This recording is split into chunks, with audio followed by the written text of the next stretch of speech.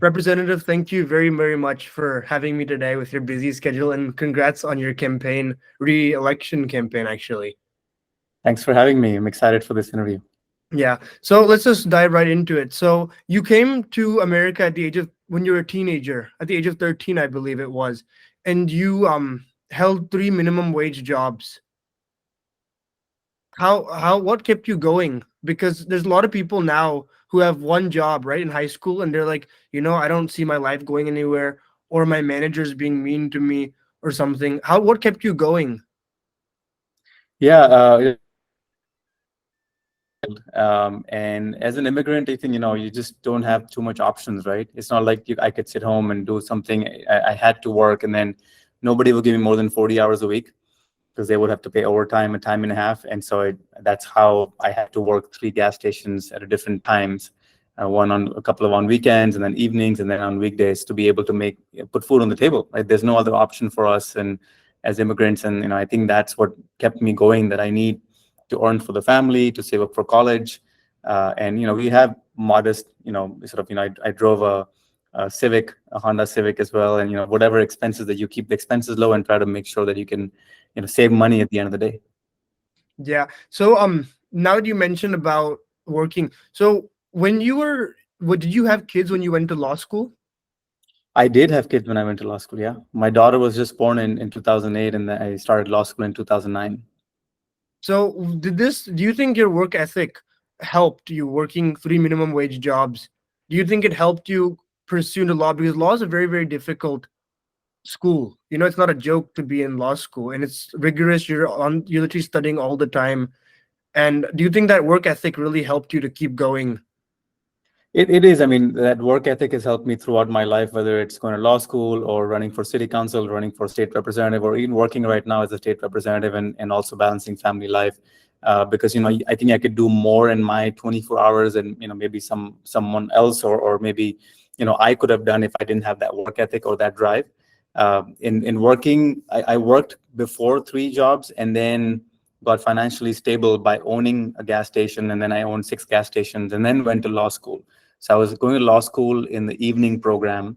In the morning, I would go to my gas stations, and then evening I would go to law school. So that was a little bit, even more difficult. And law school was 4 years for me because I did the evening program as opposed to a 3-year law degree, which requires a lot more intense work. So let me ask you this. So my parents are also immigrants, but how was your English studying, like in terms of reading, writing English?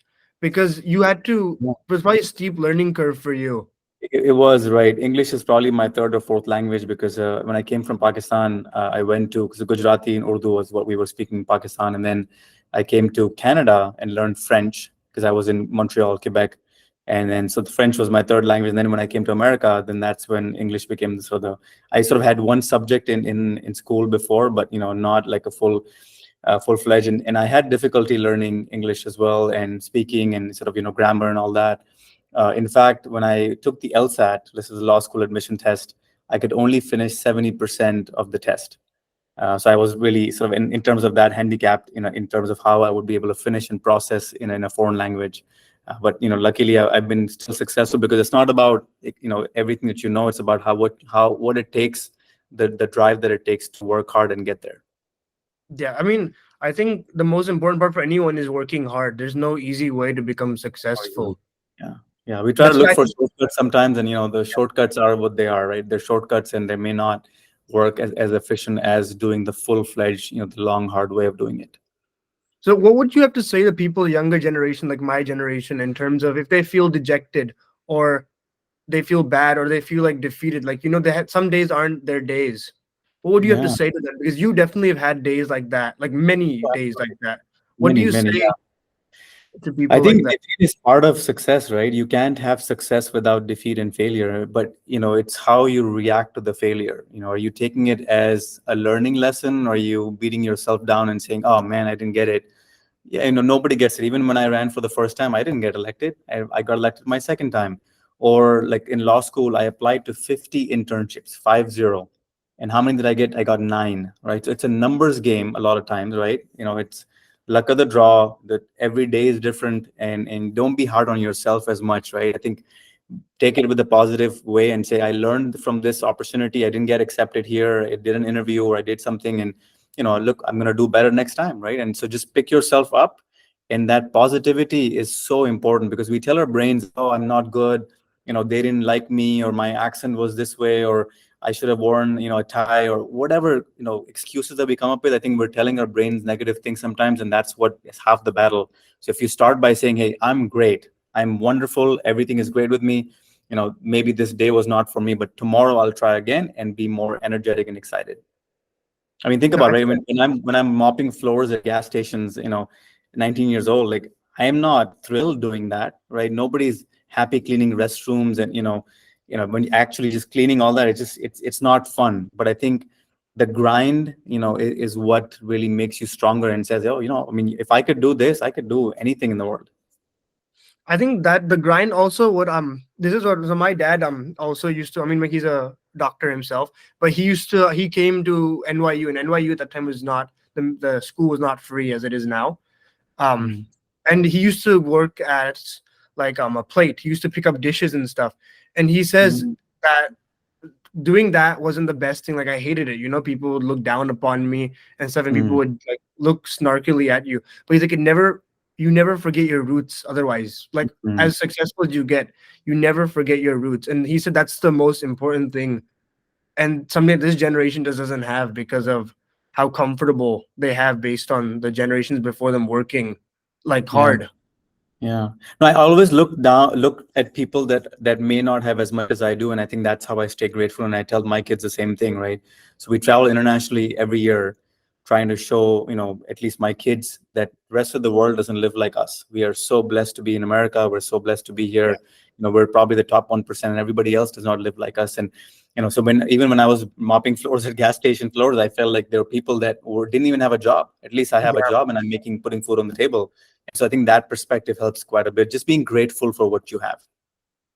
Yeah, I think being grateful is, every day, because I feel like God, whatever he gives you, he can take that back just as fast. Absolutely. Yeah. Yeah. So, I mean, you were I mean, like, looking over your biography, right? And your law stuff and doing a little research. I mean, you're your own firm, right? Your Hmm. wife also worked with you at the That's right. same firm, and you had a good law office going for you. Why politics? Why did you choose? Because you became the pro tem mayor, and then now you're House representative. Right. I think politics was not something that I had thought that I would ever be involved in until our rights were marginalized. In 2016, we elected a former president, and I felt at that time, there was in some circles at that time, and you were just really appalled. As an attorney, how could somebody discriminate based on my faith? And I think at that time, on January 20th, 2017, as soon as our former president took office, he issued an executive order banning people from 7 Muslim countries. And I felt that was just very unconstitutional. Like, how could this be happening in America right now? And I just felt like, if we don't make the change that we want to see in the world, like Mahatma Gandhi said, right, be the change that you want to see in the world. And if we're not going to take that on ourselves, then why we don't have the right to complain anymore. And so I felt like I have to have a seat at the table. Muslims or South Asians or minorities need to have a seat at the table to be able to shape the policy in this country, right? Otherwise, you're not gonna. We can make tons of money, but it's policy that's going to really help us and our kids. And so that's where I felt that was one of the reasons, right? Also helping the family, helping Euless, and seeing Euless in the city of Euless where I lived is that it's a minority majority city, but there were not no minorities represented on city council. And so I felt like that's another reason why I ran. And that's how it made me political a little bit, but I was not partisan at all, right? I always looked at, okay, what's best for my city, and that's what I loved, the city council component of it. And then they elected me as a mayor pro tem. And then when a seat opened up in the state office, in the state representative position, that's when I put my name in the hat and I said, maybe I can represent people at a higher capacity at the state of Texas level. And that's why I ran for state house and became the first South Asian and the first Muslim ever elected in the history of the state of Texas. Yeah, I know. I saw that, and I was like, that's what makes your story even different. And I think that the one thing that you have that a lot of the other people don't have is you. Like, I mean, I think most of the politicians, they had not I wouldn't say straight life, but they went to college, right? They worked out of a job, and then they were born and bred here, and then they came back to do politics, and then they've just been in politics since, like, maybe 20 years now, or the newer ones, but I think what the greatest strength you have is you can think like a common man. So you can go to the average person, because at one time you were at their same position. Even though Absolutely. you're very successful right now, you knew how it was to, be working minimum wage. Hmm. So congrats. First of all, you got selected as Rookie of the Year. I haven't looked. If I go through all the stuff you've done, it's gonna take me forever. But Yeah, sure. you've done very, very good. I keep up with your stuff. The one thing I thought was actually really cool. I like meeting celebrities. Right, whenever I see them, I like to talk to them and make a conversation. You actually met the current vice president and the current candidate for the Democratic nominee for president. Absolutely. Yes. Right. How was that? Did you ever think that you'd meet the? It could possibly a future president, Absolutely. Did you- Yeah, no, I had no idea that I would ever one day meet vice president and the future president as well. It just, if I told, my, sort of past self when I was mopping floors at gas station that, hey, you'll be a state representative or you'll meet, vice president of the United States, I would be like, hey, hell no, right? And that person would never believe in this. But I think, it just slowly progress, right? Getting outside your comfort zone has helped me quite a bit. And that has made me understand, hey, that's where growth happens, right? Because you're not growing if you're not pushing yourself outside your limits. And that's another sort of thing that I tell people all the time, that I know it's uncomfortable, but that's exactly what the purpose is, right? You are doing something that's new, and that's going to create new neurons in your brain. That's going to create new sort of memories and experiences, and that will propel you to success. And yeah, it's been a great, journey to be able to meet so many elected officials, and Vice President Harris as well. And I also met second gen gentleman Emhoff with her as well. And it was a great, they did an Eid party for all the electeds, nationwide. And me and my wife, Nima, were able to go as well. And that's one thing that you mentioned about my wife as well. Like, that's one thing that I want to say, that this is not me alone, right? People look at me and say, oh, you've done such a great job, but it's not me at all. In fact, maybe it's a little bit part of me, but more is the support that I've gotten. Right, my wife, my kids, my parents have been there, right, hand in hand in every step of the way. They've knocked on doors, they've made phone calls, they've done every single thing. They've been at the polls, helping me out as well. And so there's a lot of family support that has made me successful, and that cannot be underestimated. Anybody that is successful, you look at them, there's somebody that's really propelled them behind, and that's the fuel that keeps me going even today. Yeah. No, I think that something you look at is, as my dad says this too, is he sees inspiration in his kids to keep, because they're so young. Not like my dad's old, but he sees inspiration because we're like doing so much. We're going to school, the same school that he went, like the same course that he did. It just drives him to do better and better and better, so that we can look up to him. And you probably are, like, do that too, is to be inspiration for your kids. That's another reason why I went to law school as well, because I wanted to make sure that I moved the bar a little bit higher. Because if I just did the undergrad, then they'll say, okay, I'm done undergrad. What am I supposed to do next? And so I feel like I wanted to raise the bar for my kids, so that way they go above me and do great things. And they already are doing great things. And my son has 2 patents to his name. He's an Eagle Scout, and he's at Rice University studying business and political science. And my daughter is creating an app to cure mental health in a lot of kids these days. And so they're doing phenomenal things that are actually inspiring me. It's a reverse inspiration as well, that I get inspiration from my kids to do all the great things that I'm doing. Yeah, I think, that's amazing what they're, the Eagle Scout with the Boy Scout. That's the highest distinction you can get. But I think even with your daughter, giving back is the biggest thing, because the more you give, right, the more, you shouldn't do more about giving to get stuff back. You shouldn't expect anything in return. That's how I feel. Yeah. But Yeah. it will come back in some Absolutely. shape or form. You look back and be like, I helped. And it's amazing for extracurriculars to make, it really Yeah. shows diversity on your college application. I think, that's really, really good. I used to make, during COVID, I learned how to program. That's Oh, why nice. my master's in data science is it's not easy, but kind of I can derive what to do, so I can slack off work. But now it's a lot of fun, a lot of interesting things come around. And that actually builds character, because your code will sometimes have errors, and finding that error will take you forever. It's like one little line and you miss a semicolon. Yeah, no, I did MIS in my undergrad at UTD as well. So I remember coding, I think we used to do before HTML and C++, and it was very difficult. Yeah, that one character that you're missing, and just, keeps you like really up at night and saying, what is wrong with this code? Why is it not working? Yeah. But now my question is, you've already made state representative. Well, do you have any future goals, like becoming anything else, like a senator, or going and taking it to DC? I don't know. I get asked that quite a bit, but I think, like I said, I didn't even know I would be a state representative one day, even when I was not serving on city council.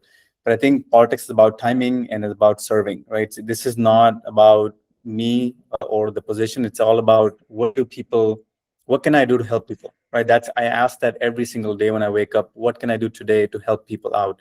And if that leads me to a race in the future, I always say never because, things are changing and change is the only constant, right? That's the only thing that's going to remain constant, which is change. And so I feel like, who knows what happens, but I think, my heart is in for helping people, whichever way I can. Like, I'll give an example. Like, I just met somebody from a Telugu association of North Texas, and I was like, hey, what can I do to help y'all? Like, I think we need to bring y'all to the state capitol and make highlight that community and all that. So any kind of pockets of communities that are out there, that's what my job is, to be reaching out to them, because they don't reach out to us. They're not as much connected politically. And so it's my job to make sure that we reach out to them, to go to their temple, to go to their mosques and synagogues and churches, to see what can I do to help them, because they're not sometimes aware that our position is to help them. We are public servants, right?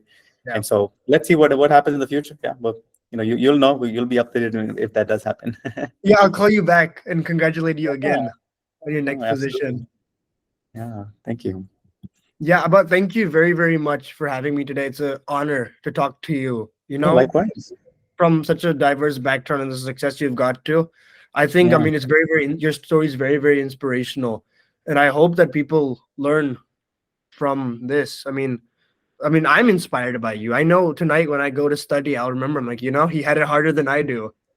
No, I mean, you're doing a great job as well. And I feel like, just get involved, right? That's what I tell youth all the time. My favorite thing to do is speak to youth out there and telling them that get involved early on and fight for a cause, right?